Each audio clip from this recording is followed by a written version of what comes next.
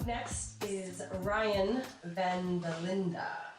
And he is a local writer and freelance filmmaker, currently using his multiple film school degrees to create socially relevant and emotionally gripping lattes as a barista at Starbucks. Thank you.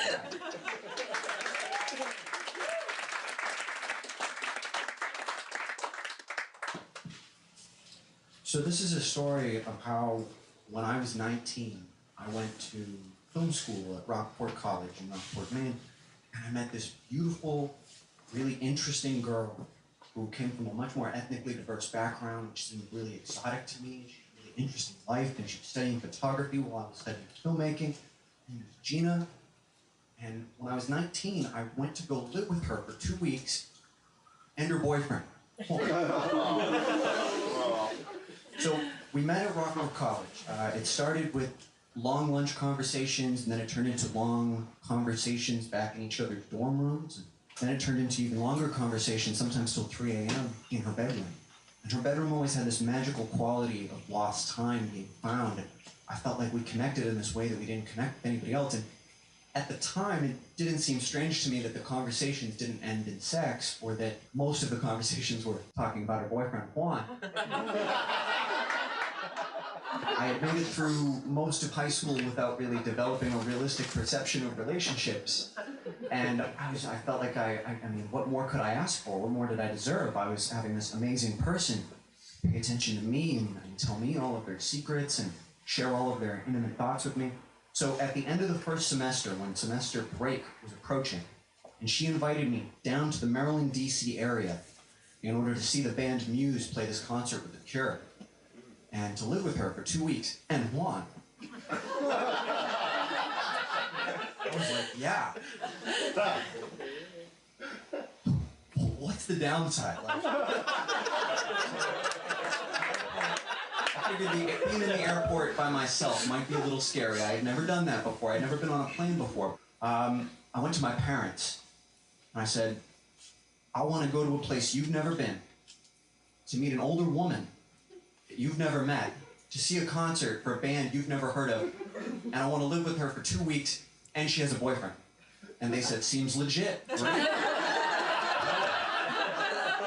In years that would follow, this is back when video stores existed, I'd be like, I'm going to go to the video store, and they'd be like, well, 50 questions, you know, well, what are you going to do? Who's going to be there? But with this, they were like, yeah, great, cool, your father has work down there. So we drive from New Hampshire down to Boston, Logan to Dulles. My father rents a car. He drives me through the nice parts of D.C., through the not nice parts of D.C., to the suburbs of D.C., to right on the edge of D.C. in an area that's technically Maryland called Aspen Hill. We pull up to this house. There's like 3 feet of uncut grass in front of this house that looks like it was built in the 70s. And my father looks at it and is like, okay. I get out. He takes off. He goes off to do whatever he's going to do with the Army National Guard. I go up to the house. I see Gina. I hug her. She looks just beautiful and glowing as always. I go in the house. There's sex toys all over the house, wall to wall to wall, everywhere. There's sex toy posters. There's signs about, like, if you're masturbating too much, call this number. Please, don't stick it out there. Call this number. You deserve help. There's dildos. There's giant black dildos. There's emotionally satisfying but really small white dildos. All this stuff all over the place.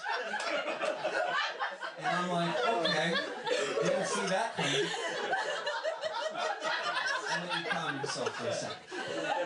Get it together, people. So, as one of Gina's roommates, Misha, would later inform me, all of Gina's 5 roommates, including Misha, have worked at the same sex toy store in the area, and sex toy stores apparently have a big turnaround in terms of promotional products that display goat masks, new dildos that light up or something, prototype sex swings, things of that nature.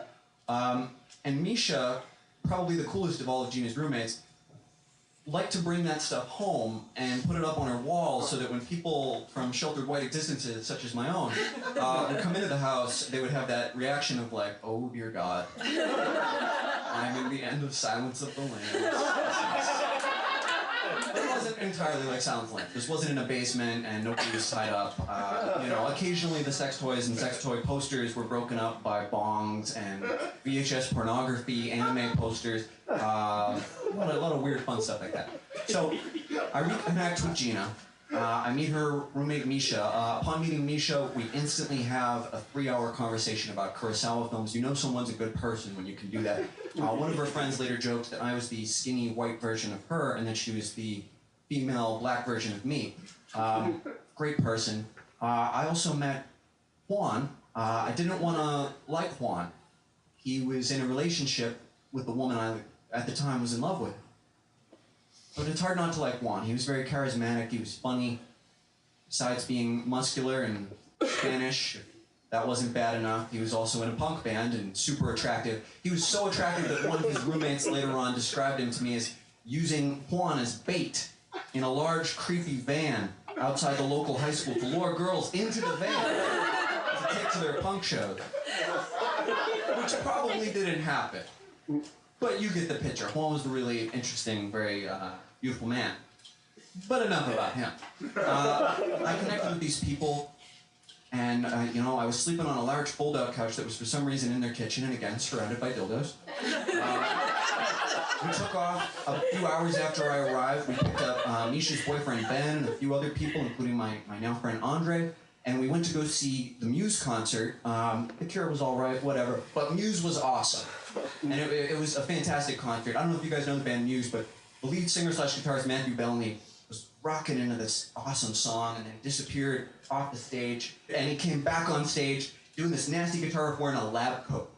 I have no idea what the lab coat added to the music, but it turned the entire stadium into this giant tribal dance, and herds of people, just like that scene in The Matrix Reloaded when it's like Zion. It was just crazy. And Gina was next to me, and I was in this new tribe of people, and it was just a really wild, awesome experience. So from there, things went downhill a little bit. In the days following the concert, I hung out with Gina. She took me on a couple different rides on the Metro, which is their version of the T down there.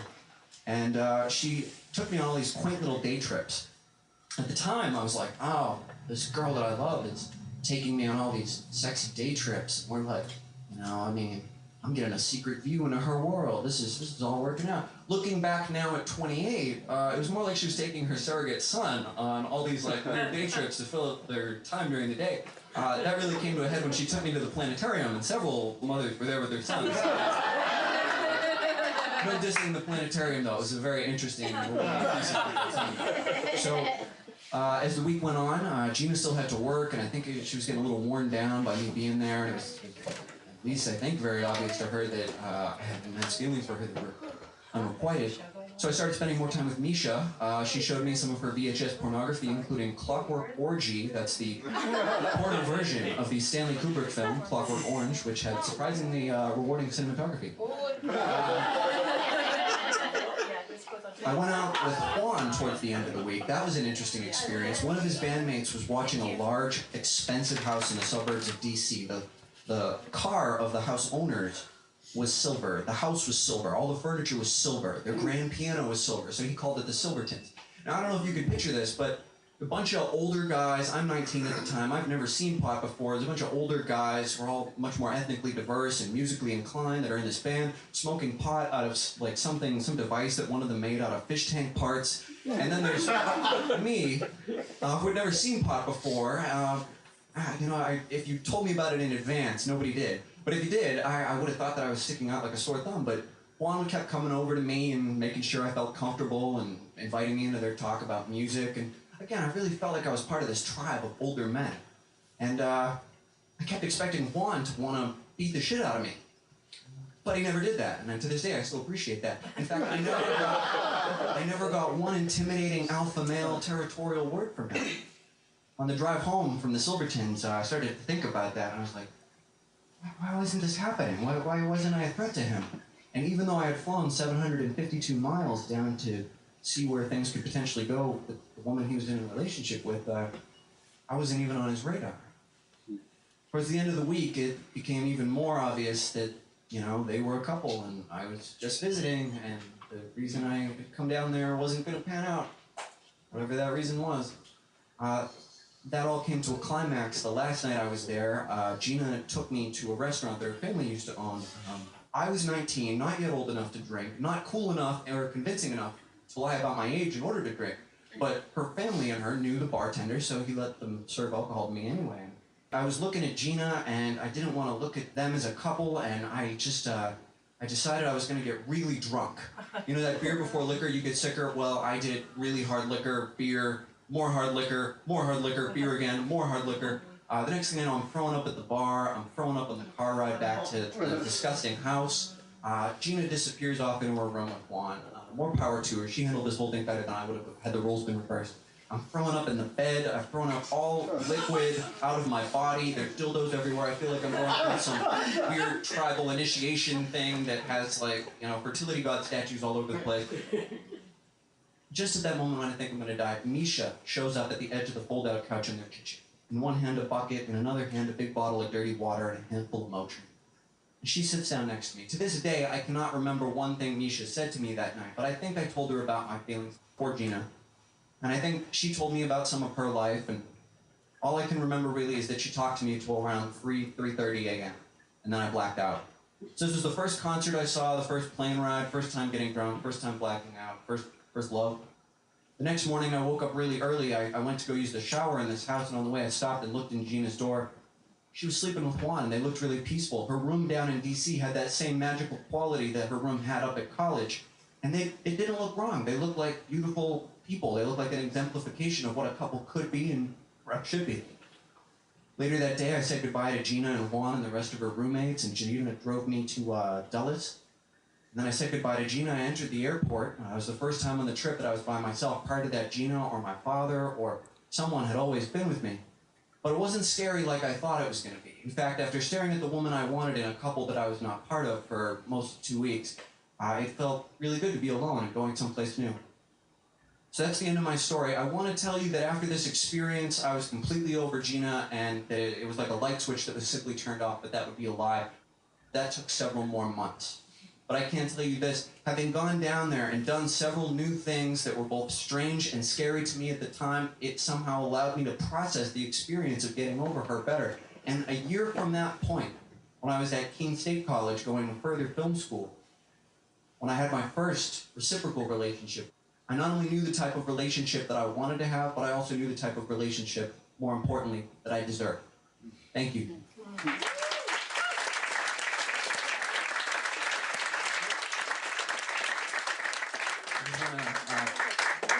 I want to dedicate that story to my friend Misha. I didn't know her very well, but she was a very lovely person. Thank you.